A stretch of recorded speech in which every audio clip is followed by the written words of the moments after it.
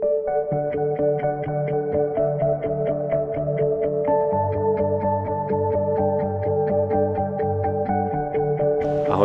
tak v ďalšej časti, ako som slúbil, to bude o viazaní montáží, pretože sa mi blíži viacero pretekov, kde sa bude loviť na bič. Je to hlavne pretek na Môťovej, na vodnej nádrži Môťova vo Zvolenie, ktorý bude už o týždeň, ale deň na to je hneď aj pretek Západoslovenská liga mládeže na vodnej nádrži Buková, kde hlavne mladé talenty budú využívať tieto biče a pokúsim sa im tu troška poradiť, ako správne si pripraviť túto montáž, hlavne na tú vodnú nádrž Buková, pretože na vodnú nádrž Môťova pôjdu už sami špecialisti. Mám tu nachystanú túto flotilu bičov v dĺžkach 5, 6, 7 metrov a tie 6 metrové pripravím hlavne na vodnú nádrž Buková, kde sa očakáva, že deti by mohli loviť hlavne piesty, ale príde sem tam aj kapor, tak uvidíme, dúfam, že to pomôže. Tak sa pozrieme na to, čo budeme potrebovať na dnešné viazanie. Nejaké kostričky, nejaké plaváčiky, olovka, bročky hlavne. Ako sme si už hovorili, tu máme ešte také bročky valčekové, to si ukážem. Ja tu mám 18 silón, keďže cez víkend sa bude loviť asi väčšia ryba. Zas nejaké bročky, nejaké háčiky. Takže toto vám stačí na to, aby ste si mohli zostrojiť montáž. Vždy, keď idete viazať montáže, vždy si najprv pripravte prúty, dajte si ich do nejakého stojanu, aby ste k tomu mali dobrý prístup. A jeden taký tip, dajte si na každý jeden prút takúto gumičku, takú silnejšiu, tam si budete zachytávať potom háčik, bude to vlastne vyzerať takto nejako, hej, že háčik zachytíte o gumičku, pretože na tom prúte nie je nikde žiadny háčik, o čo by ste zachytili ten váš lovný háčik, preto takáto gumička. V úvode tohto seriálu sme si ukazovali, že každý bič by mal mať koncovku, do ktorej uchytávame silón. Táto je vidieť, že je vlastne otvorená, odomknutá a táto je uzavretá. Vlastne je na tom taký pohyblivý valček, zachytím silón do tohto háčiku a potom ľahkým potiahnutím vlastne ten valček zamknem, potom to vyzerá presne takto. Tak už sme si ukázali, ako vyzerá základná príprava, keď ideme viazať, takže osadiť prúty do stojanov, na začiatok na ručku si dať gumičku, na konci mať pripravený ten úchyt, do ktorého budete dávať celú montáž a môžeme začať. Začíname s silónom a už známym viazacom slučiek. Kto to vie v rukách, môže v rukách, z toho sa nestrieľa. Takže 1, 2, tak ako poznáme, malú slučku.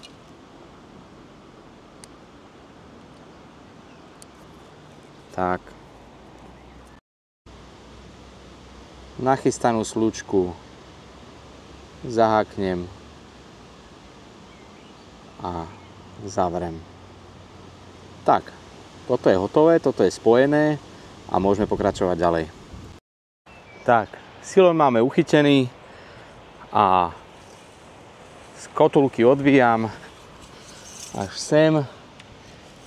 Tak a vždycky si odstrihnite silón až vlastne na konci prútu. Keď už máme silón natiahnutý na špičke a potiahnutý smerom k rúčke, ideme na plavák. Na plaváku treba vždycky najprv prevliecť cez očko,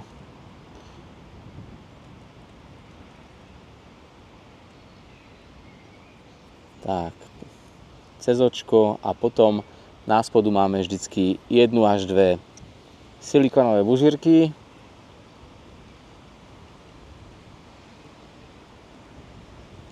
Jedna,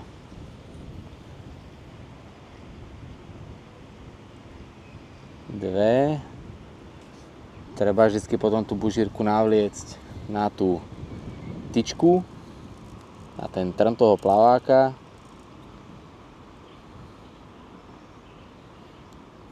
Tak.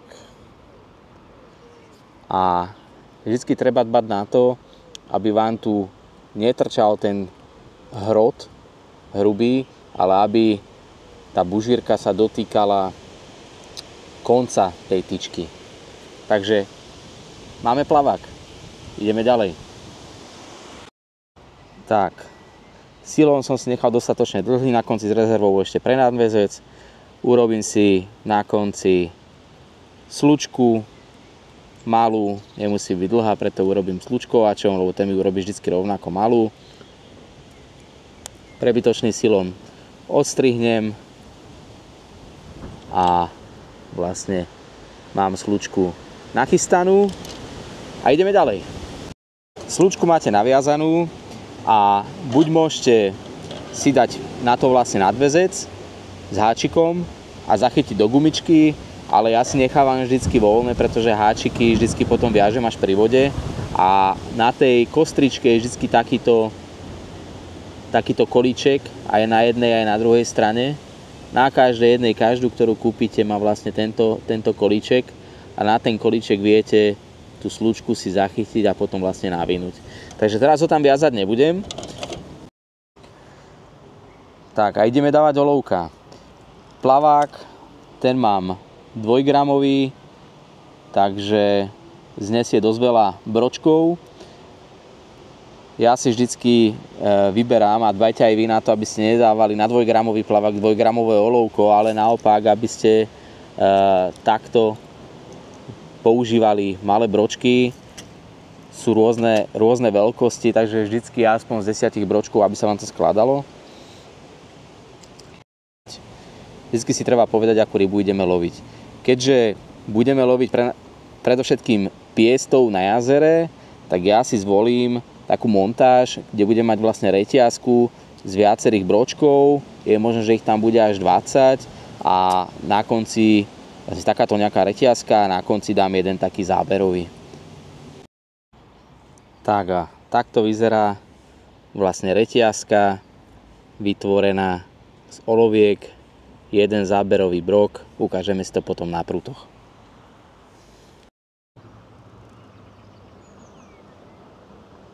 Tak, biče nachystané. Aj plaváčiky. Takže nachystané také rôzne typy. Dlhý plavák, cibulka, dlhý plavák. Tuto máme taký rozšírený, taký predĺžený driek, nadvíhavé zábery, opäť dlhý plavák. Takže môžete vidieť, že na tie biče mám nachystané hlavne predĺžené plaváky. No a teraz poďme sa pozrieť na montáž, takže budem to ukazovať od toho uzlíka, kde mám vlastne naviazaný potom samotný háčik, ale dôležité je vlastne to rozloženie tých oloviek, čiže kde máme uzlík a naviazaný nadväzec, tak jeden broček, pauza asi 2 cm alebo 1,5 cm, no a potom reťazka oloviek malinkých vlastne na tom dlhom plaváku. Ďalšiu montáž tu mám spravenú obdobne, akurát, že už tam nemám ten záberový brok, ako som mal tu. Tie už mám takto vlastne v reťazke, tiež na podlhovastom plaváku. Ďalšia montáž. Vlastne začneme zase pri uzlíku. Uzlík, záberový brok, ďalší broček a potom reťazka. To mám urobené na takomto plaváku, nadvíhavé zábery. No a potom vlastne tie predĺžené plaváky mám všetky viac menej s tým záberovým brokom a reťazkou. Pokiaľ by ryba nejako špekulovala moc a stúpala od dna, tak mám vlastne aj také montáže s roztiahnutými olovkami, ale vždycky je tam tá reťazka, nikdy nedávajte jeden broček 2-gramový alebo veľkosti toho plaváku a ono sa to vlastne opakuje skrz tie plaváky radom. Takže takto to pekne vypadá. Čiže táto ukážka bola hlavne o tom, aby sme si pozreli, že kde sa najčastejšie robia chyby. Hlavne na západoslovenskej lige mládeže vidím veľakrát, že namiesto takejto zostavy bročkovej sa tam veľakrát objavujú že jeden broček a to je úplne zle, pretože to olovko preletí dole, ryba sa toho zlákne, odpláva alebo je nedôverčivá voči tomu. Takéto bročkové systémy skutočne pomôžu zefektívniť váš lov a dopomôžu určite aj k nejakým úlovkom. Takže toľko k montážam, ale to je všetko ešte len začiatok, pretože montáž máme ešte len naviazanú, no a ešte ju treba vymerať a poriadne doladiť. A to si ukážeme potom v ďalšej časti.